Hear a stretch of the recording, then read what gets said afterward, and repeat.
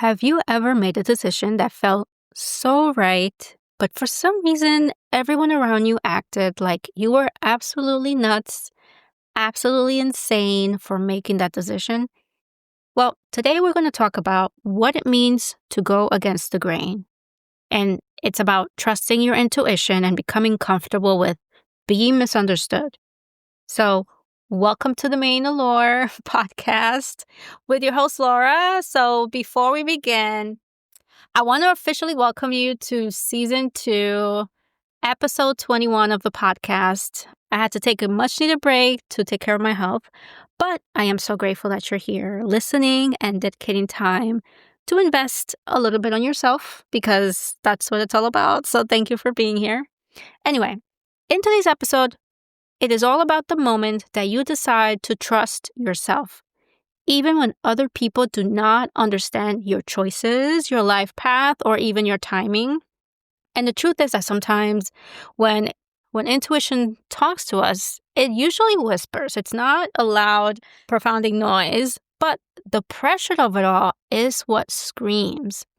And what most people end up doing is listening to that loud noise instead of that gentle whisper that is oftentimes trying to guide us in the right direction. So yes, we need to change that, and that's what we're going to do today. Going against the grain isn't hard because you do know what you want. It's actually hard because everyone else seems to have an opinion about what you should want. And oftentimes that pressure, it could come from family, your friends, social media, your significant other, societal timelines, right? Like our own personal timelines, and even sometimes people we don't even know, right? Even strangers. So all of a sudden, everybody wants to give you advice the minute they hear you have a problem or a dilemma. And so everybody wants to be your life coach.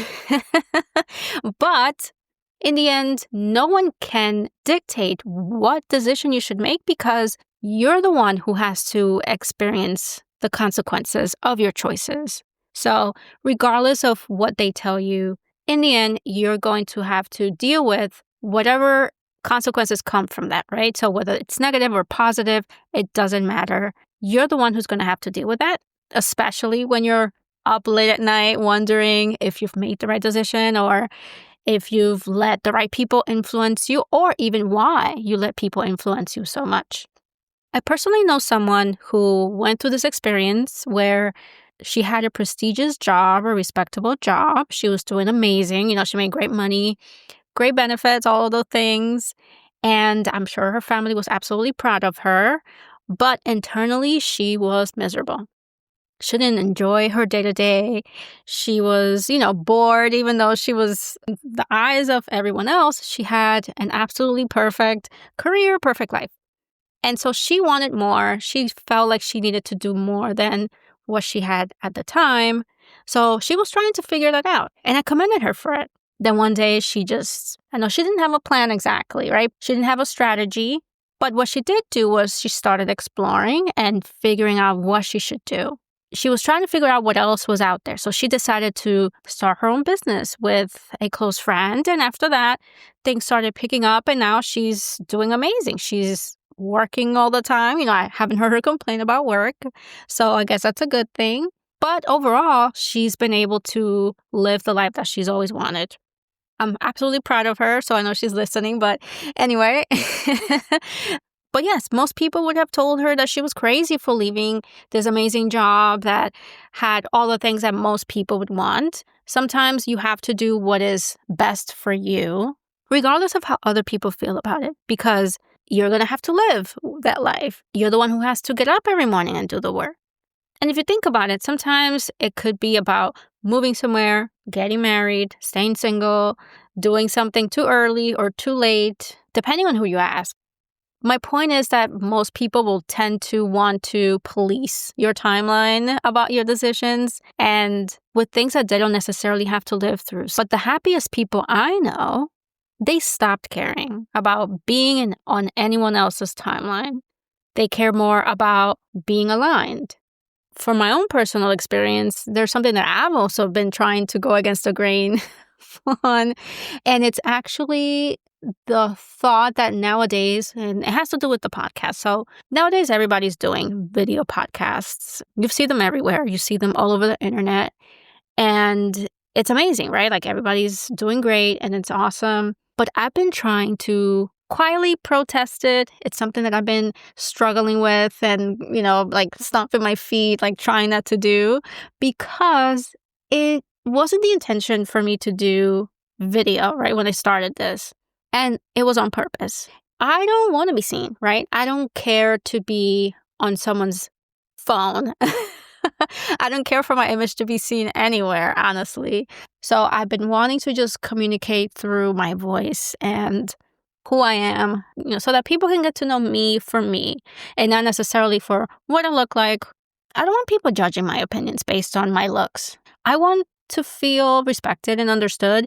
And oftentimes when you're putting your face out there, it just becomes a focus. And I've been trying really hard to not do that. So if you feel that, okay, yeah, that's cool, but we still want to see your face, well, let me know. I mean, maybe I'm wrong, but I'm trying to go against the grain here.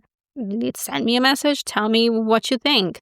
And of course, I'm also feeling the pressure of making videos because everybody is doing it. I want to be felt. I want to be heard.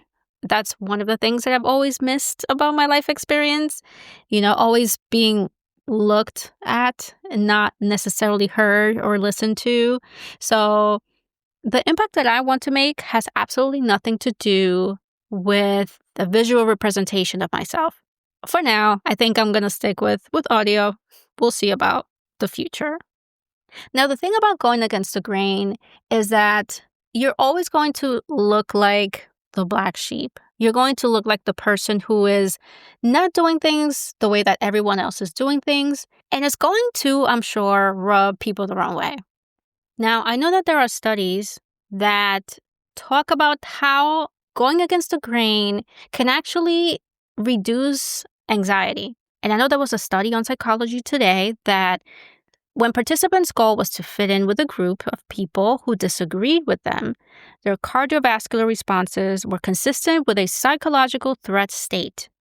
In contrast, when the goal was to be an individual among a group of people who disagreed with them, their cardiovascular responses were consistent with challenge. So when you tried to reach a goal and you went with the group, you felt a sense of anxiety. In contrast, you may have to work to reach a goal, but when you experience a challenge, it is more like feeling invigorated than overwhelmed. And it is consistent with seeing something to gain rather than focusing on what can be lost. While it may feel uncomfortable in the beginning, you will feel vindicated to know that you're doing what your heart is telling you to do, right? Your authentic self is wanting you to do what your intuition is asking you to do. And so with that, regardless of how challenging it may seem, you will feel kind of like your sense of reward in the end because you're doing what makes you happy. Now, the difference between fear and intuition is, if you've ever bought a car before, is that moment where car salesman is like rushing you through, trying to get you to sign documents for 25% PR because you have bad credit. Hey.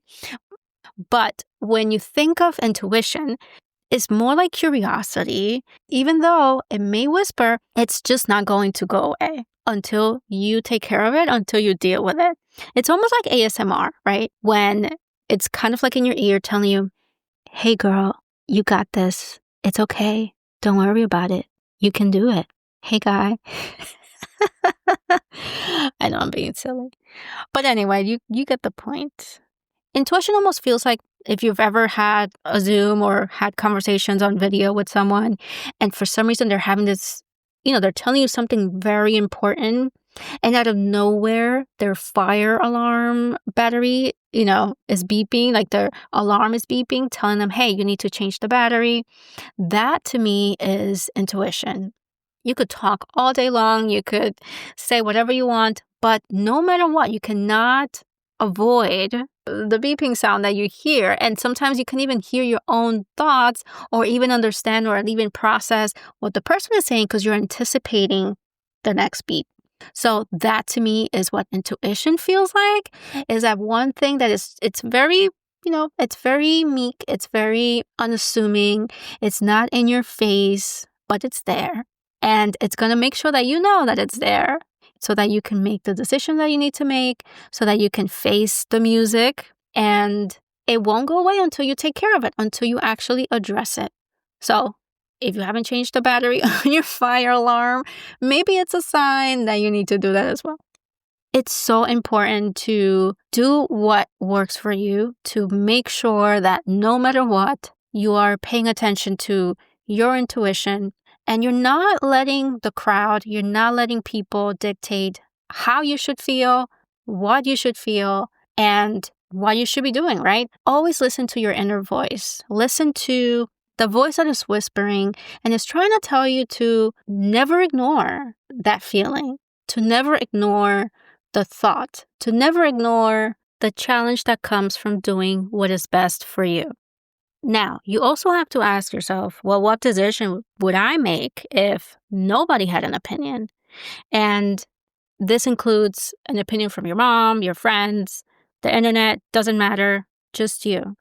And that question alone can change your entire trajectory, your direction. You have to start by making your decision small first, because if you start making drastic changes all of a sudden, yes, it's going to feel uncomfortable.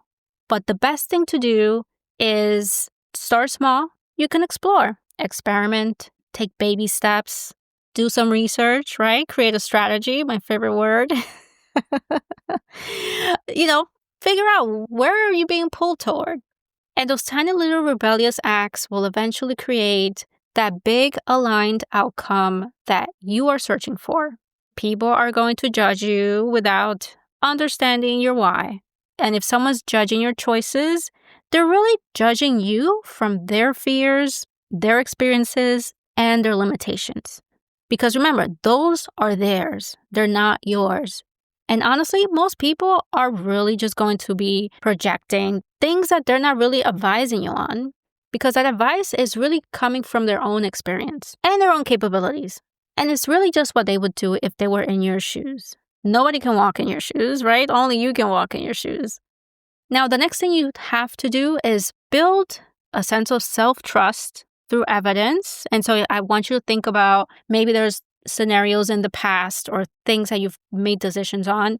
I want you to remember the times when you had to make a decision and it turned out fine and it worked out anyway.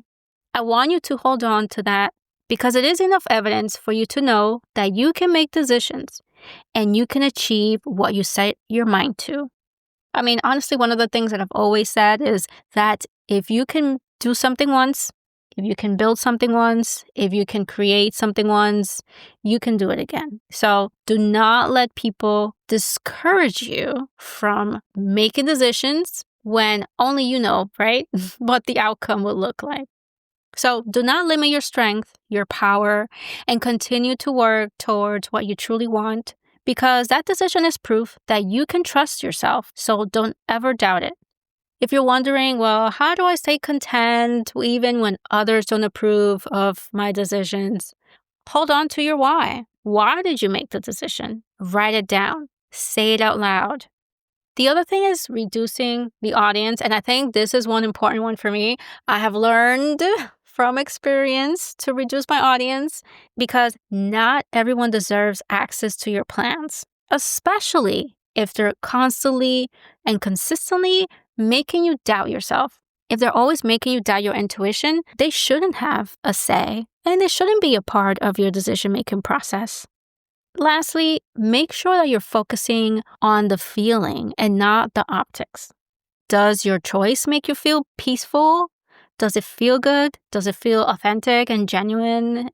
That matters more than the appearances and how it looks to others. So trust the long game. The world loves instant validation, but real alignment takes time to reveal itself. So be patient with your path and allow enough time and space for it to reveal itself. Quitting before the breakthrough robs you of all of your progress, all the great things that you have achieved thus far, And it's really unfolding exactly how it should be. It doesn't matter how far you're going against the grain, let it unfold. And with that, I want you to think about one decision that you've been scared to make because you're worried about how people will react, how other people's opinions are going to affect you. Think about why your intuition is whispering, not the loud opinions of others. Imagine making that decision anyway. How does that version of you feel? And chances are you're probably feeling lighter already because it's going to feel like such a relief that you're doing exactly what you need to do. Because going against the grain isn't about being rebellious. It's about being real and staying true to yourself. It's ignoring the external pressure.